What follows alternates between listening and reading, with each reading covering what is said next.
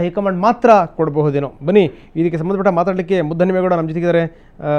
ಮಾಜಿ ಶಾಸಕರು, JDS ಮುಖಂಡರು. ಮುದ್ದಹನುಮೇಗೌಡರ ಕಾರ್ಯಕ್ರಮಕ್ಕೆ ತಮಗೆ ಸ್ವಾಗತ. ನಮಸ್ಕಾರ. ಅದೇ ರೀತಿ ಸುದರ್ಶನ್ ನಮ್ಮ ಜೊತೆಗೆ ಜಾಯ್ನ್ ಆಗಿದ್ದಾರೆ, ವಿಧಾನ ಪರಿಷತ್ ಸದಸ್ಯರು, ಕಾಂಗ್ರೆಸ್ ಮುಖಂಡರು. ಸುದರ್ಶನ್ ಜಿ, ನಮ್ಮ ಕೂಡ ಕಾರ್ಯಕ್ರಮಕ್ಕೆ ಸ್ವಾಗತ. ನನ್ನ ಎಡಭಾಗದಲ್ಲಿದ್ದಾರೆ ಗೀತಾ ರಾಮಾನುಜಂ, ಲೇಖಕಿ, ಶಿಕ್ಷಣ ತಜ್ಞೆ. ಅವ್ರದ್ದೊಂದು ದೊಡ್ಡ ಪಟ್ಟಿ ಇದೆ, ಅವ್ರನ್ನ ಪರಿಚಯ ಮಾಡಿಸೋಕ್ಕೆ. ಗೀತಾ ಅವ್ರ ತಮಗೂ ಕೂಡ ಕಾರ್ಯಕ್ರಮಕ್ಕೆ ಸ್ವಾಗತ. ಸೊ ನನ್ನ ಪ್ರಶ್ನೆ ಆರಂಭ ಆಗ್ತಾ ಇದೆ ಸುದರ್ಶನ್ ಅವರಿಂದ. ಸುದರ್ಶನ್ ಅವರೇ, ಎಲ್ಲದನ್ನು ಕೂಡ ತಾವು ಗಮನಿಸ್ತಾ ಇದ್ದೀರಿ. ಅಂತೂ ಇಂತೂ ಯಡಿಯೂರಪ್ಪನವರು ಈಗಾದರೂ ರಾಜೀನಾಮೆ ಕೊಟ್ಟರು ಅಂತ, ಅವ್ರ ರಾಜೀನಾಮೆ ಪತ್ರ ನಿತಿನ್ ಗಡ್ಕರಿ ಅವರ ಕೈ ಸೇರಿದೆ ಈಗ ಅನ್ನುವಂಥ ಮಾಹಿತಿ. ಮಧ್ಯಾಹ್ನದ ಮೇಲೆ ಬಹುಶಃ ಯಡಿಯೂರಪ್ಪ ರಾಜಭವನಕ್ಕೂ ಕೂಡ ಹೋಗ್ಬೋದು, ಇನ್ನೂ ಟೈಮ್ ಸಿಕ್ಕಿಲ್ಲ ನಮ್ಮ ಮೂಲಗಳ ಪ್ರಕಾರ ಅವರಿಗೆ. ಸೊ ಹೀಗಾಗಿ ಏನಂದರೆ ಮಧ್ಯಾಹ್ನ ರಾಜೀನಾಮೆ ಪತ್ರವನ್ನು ಅವರು ರಾಜ್ಯಪಾಲರಿಗೂ ಕೂಡ ಸಲ್ಲಿಸ್ಬೋದು ಅಂತ ಏನು ಹೇಳ್ತೀರಿ ಸರ್? ಸಾಮಾನ್ಯವಾಗಿ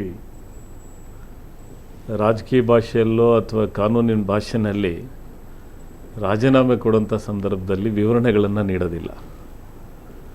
ಅಂದರೆ ಎರಡೇ ಲೈನ್ ಅಷ್ಟು, ಅದಕ್ಕಿಂತ ಹೆಚ್ಚು ಮೇಲ್ಪಟ್ಟು ವಿವರಣೆಗಳೇನಾದರೂ ಹೇಳೋದಿದ್ದರೆ ಅದೆಲ್ಲವನ್ನು ಕೂಡ ಓರಲ್ ಆಗಿ ಆ ವಿವರಣೆಗಳನ್ನು ಹೇಳ್ತಾರೆ.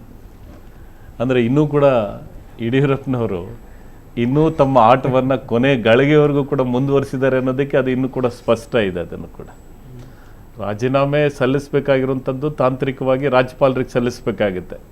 ಅದು ಅವ್ರ ಪಕ್ಷದ ಇವರಿಗೆ ಇನ್ನೂ ಫ್ಯಾಕ್ಸ್ನಲ್ಲಿ ಕಳಿಸ್ಕೊಟ್ಟಿದ್ದಾರೆ ಅಂಥೇಳಿ ಇನ್ನು ಮಧ್ಯಾಹ್ನದ ಬೆಳವಣಿಗೆವರೆಗೂ ಕೂಡ ನೋಡಬೇಕಾಗತ್ತೆ.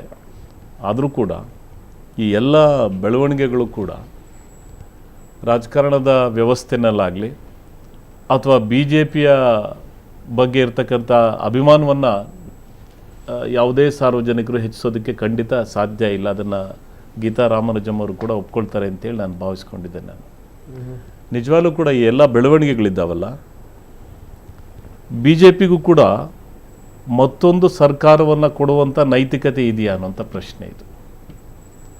ಕೇವಲ ಹೈಕಮಾಂಡಿನ ಸಮಾಧಾನಕ್ಕೆ ಕರ್ನಾಟಕದಲ್ಲಿ ಸರ್ಕಾರ ರಚನೆ ಆಗಬೇಕಾ, ಅಥವಾ ರಾಜ್ಯದ ಹಿತಕ್ಕೋಸ್ಕರ, ರಾಜ್ಯದ ಜನರಿಗೋಸ್ಕರ ಸರ್ಕಾರ ರಚನೆ ಆಗಬೇಕಾ ಅನ್ನುವಂಥದ್ದು ವಿವರಣೆಯನ್ನು ಕೂಡ ಇವತ್ತು BJP ಪಕ್ಷ ಇವತ್ತು ಕೊಡಬೇಕಾಗುತ್ತೆ.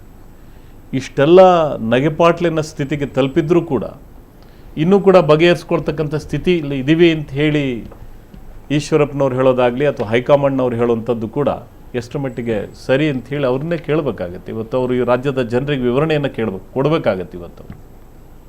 ಓಕೆ ಸೊ ಮತ್ತಷ್ಟು ನಿಮ್ಮ ಜೊತೆ ಮಾತಾಡ್ತೀನಿ. ಮೈಸೂರಿನಿಂದ KS ಭಗವಾನ್, ಸಾಮಾಜಿಕ ಹೋರಾಟಗಾರರು ನಮ್ಮ ಜೊತೆಗಿದ್ದಾರೆ.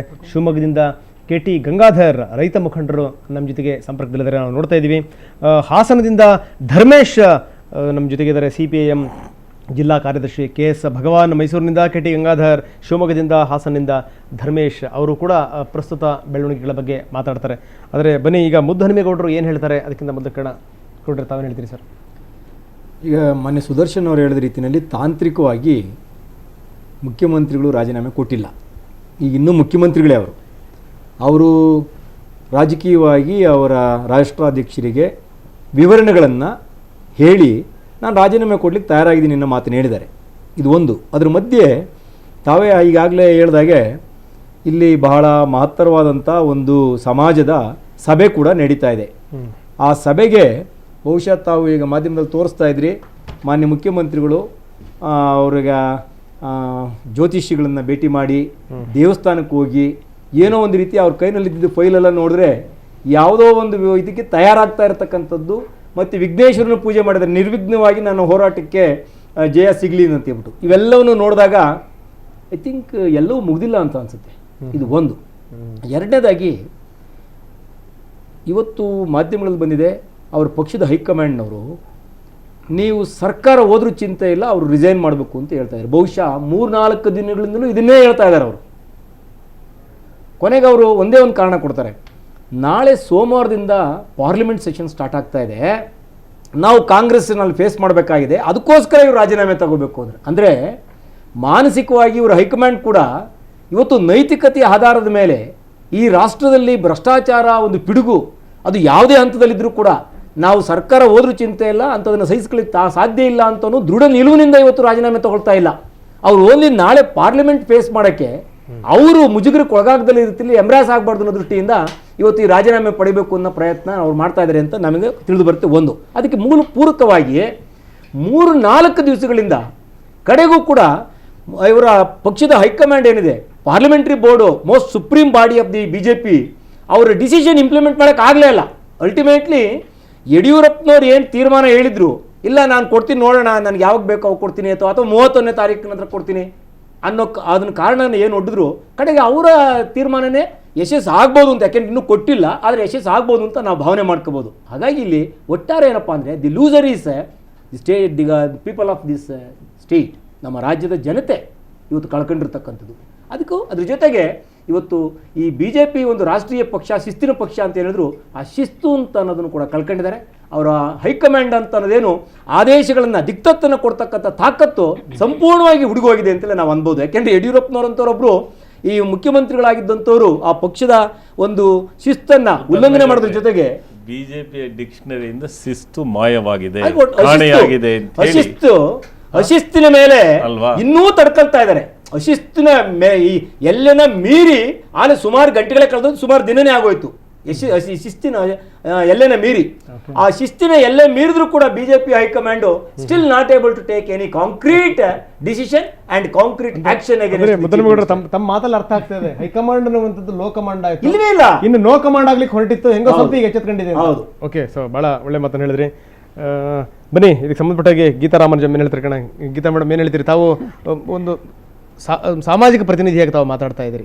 ಯಾಕಂದ್ರೆ ಒಬ್ಬ ವ್ಯಕ್ತಿನ ನಾವು ಗೆಲ್ಲಿಸಿ ಕಳಿಸ್ತೀವಿ ಅಂತಂದ್ರೆ ಅವನ ಬಗ್ಗೆ ಒಂದು ದೊಡ್ಡ ಕನಸುಗಳಿರ್ತವೆ, ಏನೋ ಒಂದು ಒಳ್ಳೇದಾಗ್ಬೋದು, ಏನೋ ಒಂದು ಬದಲಾವಣೆಗಳಾಗ್ಬೋದು ಅನ್ನುವಂಥದ್ದು. ಈ ಬದಲಾವಣೆಗಳು ನೋಡ್ತಾ ಇದ್ದೀರಿ ತಾವೀಗ? ಅಲ್ಲ ರಂಗನಾಥ್, ಇವಾಗ ನಾನು ಒಂದು ವಿಷಯ, ನಾನು ಇಲ್ಲಿ ಬಂದಿರೋ ವಿಷಯನೇ ಹೇಳ್ತೀನಿ. ಈಗ ಅವರು ಕಾಂಗ್ರೆಸ್ ಪರ ಸುದರ್ಶನ್ ಮಾತಾಡ್ರು, ಮುದ್ದೇಗೌಡರು JDS ಅಂತ, ಇವಾಗ ಆಗ್ತಾ ಇರೋದು BJP ಅಂತ. ಬಟ್ ನನಗೆ ಇದು ಯಾವ ಪಕ್ಷದ ಬಗ್ಗೆನೂ ನನಗೆ ಒಲವೂ ಇಲ್ಲ, ಇದೂ ಇಲ್ಲ. ನನಗೆ ಬೇಕಾಗಿರೋದು ಸಮಾಜದಲ್ಲಿ ಒಂದು ಪ್ರಗತಿಪರವಾದ ಚಿಂತನಾತ್ಮಕವಾದಂಥ ಒಂದು ಆಡಳಿತ, ಒಬ್ಬ ನಾಯಕ, ಅವರನ್ನು ನಾವು ಅನುಸರಿಸೋ ಅಂಥ ಒಂದು ತಾತ್ವಿಕ ಚಿಂತನೆ. ಮತ್ತು ಇಲ್ಲಿ ಒಂದೇನು ಅಂತಂದರೆ, ನನ್ನದು ನಾನು ಅನ್ನೋದನ್ನು ಬಿಡಬೇಕಾಗಿರೋದೇ ಒಬ್ಬ ನಾಯಕನ ಮುಖ್ಯ ಒಂದು ಸಂದೇಶ ಬರಬೇಕಾಗಿದೆ. ನನಗೆ ಒಂದು ಕುಟುಂಬದಲ್ಲಿ ಏನಾದ್ರು ಒಂದು ಚೆನ್ನಾಗಾದರೆ ಒಬ್ಬರ ಕಾರಣ ಅಂತ ಅಲ್ಲೇ ಹೇಳೋಕ್ಕಾಗಲ್ಲ, ಯಾರೋ ಎಲ್ಲ ಒಂದು ಗುಂಪಿನಲ್ಲಾಗುತ್ತೆ. ಬಟ್ ಇವತ್ತು ನಾನು ನಿಜ ಹೇಳ್ತೀನಿ, ಇಲ್ಲಿ ನಾವು ಹುಡುಕ್ತಾ ಇರೋದೇನು ಅಂತಂದರೆ who is best among the worst ಅಂತ ಆಗಿದೆ ಇವಾಗ. ನಿಜ ಹೇಳ್ತೀನಿ. ನಾನು ಸುದರ್ಶನ್ ಅವ್ರಿಗೂ ಕೂಡ ಅವರು ಬಹುಶಃ ಮೇಡಮ್ ಒಪ್ಕೋತಾರೆ ಅಂದರು, ಇವಾಗ ಸುದರ್ಶನ್ ಅವರು ಒಪ್ಕೋಬೇಕು. ಯಾಕೆಂತಂದರೆ ಇಲ್ಲಿ ಯಾರು ಏನು ಯಾವ ರೀತಿಯ ನಾಯಕತ್ವ ನಡೆಸ್ತಾ ಇದ್ದೀವಿ, ನಾನು ಪ್ರತ್ಯೇಕವಾಗಿ ಇವರು ಅವರು ಅಂತ ಹೇಳ್ತಾ ಇಲ್ಲ, ಯಾರು ಅಂತಲೂ ಹೇಳ್ತಾ ಇಲ್ಲ. ಇವಾಗ ನಾವು ಶಿಕ್ಷಣ ಕ್ಷೇತ್ರದಲ್ಲಿದ್ದೀವಿ, ಯುವ ಜನಾಂಗವನ್ನು ಮುಂದಕ್ಕೆ ತರ್ತಾ ಇದ್ದೀವಿ, ಅವರಿಗೆ ಏನು ಹೇಳಬೇಕು ಸುದರ್ಶನ್ ಅವರೇ? ರಾಜಕಾರಣ ಅಧ್ವಾನದ ಸ್ಥಿತಿಗೆ ತಲುಪಿದೆ ಅನ್ನೋದನ್ನ ಖಂಡಿತ ನಾವು ಒಪ್ಕೊಳ್ತೀರಾ ಅಲ್ವಾ ಸುದರ್ಶನ್? ನೀವು ನಮ್ಮ ವಿದ್ಯಾರ್ಥಿಯಾಗಿ ಬಹಳ ಶಿಸ್ತಿನ ವ್ಯಕ್ತಿ, ಹೌದಲ್ಲ? ಒಪ್ಕೊಳ್ತೀರಾ ಅಲ್ಲ? ಇವಾಗ ನೀವು ಹೇಳಿ, ನೀವು ಇಲ್ಲಿ ಯಾವುದೋ ಒಂದು ಎಮೋಷನಲ್ ಬ್ಲ್ಯಾಕ್ ಮೇಲ್ಗೆ ಒಬ್ಬ ನಾಯಕರು ಎಲ್ಲರೂ ಒಳಪಡೋದಾದರೆ ಹೀ ಈಸ್ ರಾಂಗ್ ಅಂತ ಪ್ರೂವ್ ಮಾಡ್ತಾ ಇದ್ದೀವಿ ಹೊರತು ಐ ಆಮ್ ರೈಟ್ ಅಂತ ಯಾರು ಪ್ರೂವ್ ಮಾಡ್ತಾ ಇದ್ದಾರೆ ಹೇಳಿ ನೀವು? ಹೂ ಈಸ್ ರಾಂಗ್ ಅನ್ನೋದು ಬಹಳ ಸುಲಭ. ಐ ಆಮ್ ರೈಟ್ ಅಂತ ಪ್ರೂವ್ ಮಾಡೋಕ್ಕೆ ಯಾತಕ ಒಂದು ಶಕ್ತಿಯುತವಾದ ಒಂದು ನಮಗೆ ಬರ್ತಾ ಇಲ್ಲ. ಯಾರೇ ಆಗಲಿ, ನಾನು ಅದು ಕಾಂಗ್ರೆಸ್ ಆಗ್ಬೋದು, JDS ಆಗ್ಬೋದು, BJP ಆಗ್ಬೋದು, ಇಂಡಿಪೆಂಡೆಂಟ್ ಆಗ್ಬೋದು. ನಾವು ಕಳೆದ 3 ದಿವಸಗಳಿಂದ ನಾವೇನು ಹೇಗೆ ನಾವು ಚಿಂತನೆ ಮಾಡ್ತಿದ್ದೀವಿ ಅಂತ ಹೇಳಿದ್ರೆ, ಲೋಕಾಯುಕ್ತ ವರದಿಯನ್ನ ಕೇವಲ ಕಾಂಗ್ರೆಸ್ BJPನೋ JDS ನಾನು ಹೇಳಿದೆ, ನಾನು ಫೋನ್ ಮಾಡಿ ಹೇಳಿದೆ, ನಾನು ಇದೇ ಮಾಧ್ಯಮಕ್ಕೆ ಫೋನ್ ಮಾಡಿ ಹೇಳಿದೆ ಸುದರ್ಶನ್ ಅವರೇ. ಯಾಕೆಂತಂದ್ರೆ ಒಬ್ರದ್ದು ಒಂದು ಇಂಟೆಗ್ರಿಟಿ ಮತ್ತು ಕ್ರೆಡಿಬಿಲಿಟಿ ಅಂತ ಒಪ್ಕೊಂಡ್ಮೇಲೆ ಅದನ್ನು ಮತ್ತೆ ಪ್ರಶ್ನೆ ಮಾಡ್ತೀವಿ ಅಂತಂದರೆ, ಆಮೇಲೆ ಭಾಷೆ ಹೇಗಿರಬೇಕು ಅಂತಂದರೆ, ನಾಯಕರು ಒಂದು ಮಾಧ್ಯಮ ಇವತ್ತು ಆ ಅಂದರೆ ನೀವು ಪ್ರಸಾರ ಮಾಡ್ತೀರಾ, ಊ ಅಂದರೆ ಪ್ರಸಾರ ಮಾಡ್ತಿದ್ದೀರಾ. ಇದು ಜನಸಾಮಾನ್ಯರಿಗೆ ಒಂದು ಸಂದೇಶ ಹೋಗ್ತಾ ಇರುತ್ತೆ. ಬಸವಣ್ಣನವ್ರ ಬಗ್ಗೆ ನಾವು ಸಾಕಷ್ಟು ಕೊಂಡಾಡ್ತೀವಿ, ಆಚಾರ ಮಾಡ್ತೀವಿ, ಎಲ್ಲ ಮಾಡ್ತೀವಿ. ನುಡಿದರೆ ಮುತ್ತಿನ ಹಾರದಂತಿರಬೇಕು, ಸ್ಫಟಿಕದಂತಿರಬೇಕು, ದೀಪ್ತಿಯಂತಿರಬೇಕು, ನುಡಿ ಲಿಂಗ ಮೆಚ್ಚಿ ಅಹುದಹುದೆನ್ನಬೇಕು ಅಂತಾರೆ. ಇಲ್ಲಿ ಏನು ಸಿಕ್ಕಾಪಟ್ಟೆ ಇಷ್ಟ ಬಂದಂಗೆ ನಾವು ಮಾತಾಡೋದಲ್ಲ ಅಂತ ನನ್ನ ಪ್ರಕಾರ. ಯಾವುದನ್ನು ಕೂಡ ಇಲ್ಲಿ ಚೇಂಜ್ ಆಗಿದೆ ಮೇಡಮ್. ನಾಯಕರು ಹೇಳಿದೇನು ಅಂದ್ರೆ, ನುಡಿದರೆ ಹೈಕಮಾಂಡ್ ಮೆಚ್ಚಿ ಹೌದೌದು ಎನ್ನಬೇಕು ಅಷ್ಟೇ, ಇಲ್ಲಿ ಬೇರೆ ಇನ್ನು ಯಾವ ತತ್ವಗಳು ಇಲ್ಲ. ಓಕೆ, ಇದಕ್ಕೆ ಸಂಬಂಧಪಟ್ಟಾಗ ಇನ್ನಷ್ಟು ಚರ್ಚೆ ಮಾಡಿ. ಈಗ ಬೇರೆ ಬೇರೆ ಅಂಶಗಳು ಕೂಡ ಹೊರಗಡೆ ಬರ್ತಾ ಇದೆ, ತಾವು ನೋಡ್ತಾ ಇದ್ದೀರಿ. ಬೇರೆ ಬೇರೆ ಹೆಸರುಗಳನ್ನ ಮತ್ತೆ ತೇಲಿ ಬಿಡುವಂತಹ ಪ್ರಯತ್ನಗಳಾಗ್ತಾ ಇದೆ. ಶೋಭಾ ಅವರ ಹೆಸರು ಮತ್ತೆ ಇಲ್ಲಿ ಮೇಲ್ಪಂಕ್ತಿ ಬಂದಿರುವಂಥದ್ದು ಬಹಳ ಆಶ್ಚರ್ಯದ ಸಂಗತಿ. ಒಂದು ಕಡೆಗೆ ಶೋಭಾ ಅವರ ಹೆಸರು ಬಂದಿದೆ, ಇನ್ನೊಂದು ಕಡೆಗೆ ಜಗದೀಶ್ ಶೆಟ್ಟರ್ ಅವರ ಹೆಸರು, ಜೊತೆಗೆ ಈಶ್ವರಪ್ಪನವರ ಹೆಸರು ಕೂಡ ತೇಲಾಡ್ತಾ ಇವೆ. ಅಂತೂ ಯಾರು ಕೊನೆಗೆ ಆಗ್ತಾರೆ ಅನ್ನುವಂಥದ್ದು ಸದಾನಂದ ಗೌಡರದ್ದೇ ಬಹುಶಃ ಫೈನಲ್ ಆಗ್ಬೋದು ಅನ್ನುವಂಥ ಮಾತುಗಳು ಕೂಡ ಕೇಳಿ ಬರ್ತಾ ಇತ್ತು ನಿನ್ನೆ ತನಕ. ಈಗ ಮತ್ತೆ ಚಿತ್ರಣ ಬದಲಾಗಿರುವಂಥದ್ದು. ಅಂತೂ ರಾಜೀನಾಮೆ ಪತ್ರ ರವಾನೆ ಆಗಿರ್ಬೋದು ರಾಷ್ಟ್ರೀಯ ನಾಯಕರುಗಳಿಗೆ. ಮಧ್ಯಾಹ್ನ 3:45 ಗಂಟೆ ಸುಮಾರಿಗೆ ರಾಜೀನಾಮೆ ಪತ್ರವನ್ನು ಗವರ್ನರ್ಗೂ ಕೂಡ ಕೊಡ್ಬೋದು. ಅಲ್ಲಿ ತನಕ ಆಗುವಂಥ ನಾಟಕೀಯ ಬೆಳವಣಿಗೆಗಳೇನಿದೆ ಆ ನಾಟಕೀಯ ಬೆಳವಣಿಗೆಗಳು ನಿಜಕ್ಕೂ ಒಂದು ರೋಚಕ ಬೆಳವಣಿಗೆಗಳು ಆಗಬಹುದು. ಅದೆಲ್ಲದನ್ನು ಕೂಡ ನಿಮ್ಮ ಮುಂದೆ ತಂದಿಡ್ತೀವಿ. ಜೊತೆಗೆ ಸಾಕಷ್ಟು ಮಾತಾಡೋಣ. ಗೀತಾ ರಾಮಾನುಜಂ, ಮುದ್ದನಮೇಗೌಡರು ಮತ್ತೆ ಸ್ಥಿತಿನೂ ತಲುಪಬಹುದು. ಮತ್ತಷ್ಟು ಮಾತಾಡೋಣ. ಮೈಸೂರಿನಿಂದ KS ಭಗವಾನ್ ಇದ್ದಾರೆ, ಶಿವಮೊಗ್ಗದಿಂದ KT ಗಂಗಾಧರ್ ಇದ್ದಾರೆ, ಹಾಸನದಿಂದ ಧರ್ಮೇಶ್ ಇದ್ದಾರೆ. ಎಲ್ಲರ ಜೊತೆಗೂ ಕೂಡ ಚರ್ಚೆ ಮುಂದುವರಿಯುತ್ತೆ ಸಣ್ಣ ಬ್ರೇಕ್ ನಂತರ.